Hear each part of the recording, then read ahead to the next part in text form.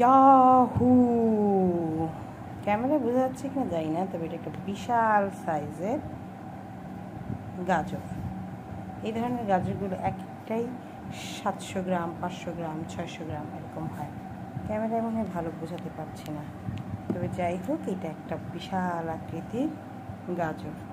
এই গাজর একবার একটা ওয়ার্কশপে নিয়ে গিয়েছিলাম, বলে এই গাজর কোথায় খুঁজে পাইছেন? না ভাই, খুঁজে খুঁজে আনতে হয়। তবে যাই হোক, এই ধরনের গাজরগুলো সাধারণত হচ্ছে বড় বাজারে পাওয়া যাবে, কারণ বাজার আশেপাশে যে বড় বাজারগুলো থাকে সেগুলোতে। এই যে ভ্যানে বসে বা একেবারে ছোটোখাটো দোকান সেগুলোতে কিন্তু পাওয়া যায় না। একদম একটু মোটা সাইজের করে কেটে নিচ্ছি।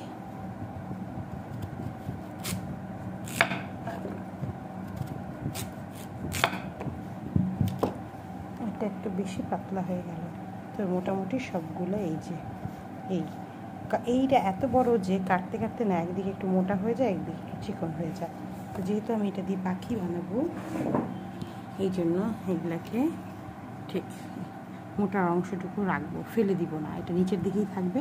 উপরের অংশ দিয়ে এভাবে করে পাখি বানাবো। কিছু কিছু আর্টিস্টের পাখি বানানো দেখলে আমার কেমন যদি লাগে। আমারটা কেমন হয় এটা আমি জানি না, খুব যে ভালো হয় তাও না, তবে বলবো ওই আর্টিস্টদের তুলনায় ভালো হয় আলহামদুলিল্লাহ। টিপসটা হচ্ছে যেদিকে মোটা কাটা হয়েছে গাজরটা সেটা নিচের দিকে রাখবো, যেটা একটু পাতলা হয়েছে সেটা উপরের দিকে রাখবো।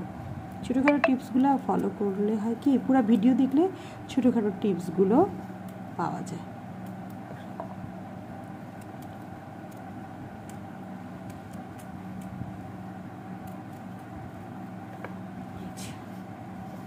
হয়ে গেল পাখি।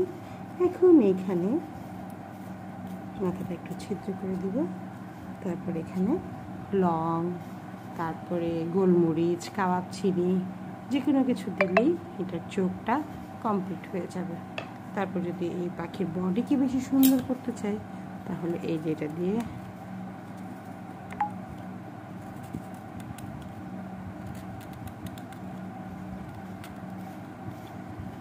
দাগ দিয়ে দিতে হবে, তাহলে মনে হবে কি পাখি উড়ে যাচ্ছে, ডানা মেলে যাচ্ছে। আবার এখানে যদি একটু জিগজ্যাগ করে দিই তাহলে মনে হবে যে হ্যাঁ আরও বেশি উঠতেছে।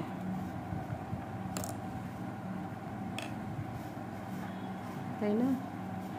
এই তো হয়ে গেল একটা ক্যারট বার্ড। এই চোখটাকে একটু এখন কালো কিছু দিতে হবে। কালো কিছু দেওয়ার জন্য আমি একটা লং দিচ্ছি।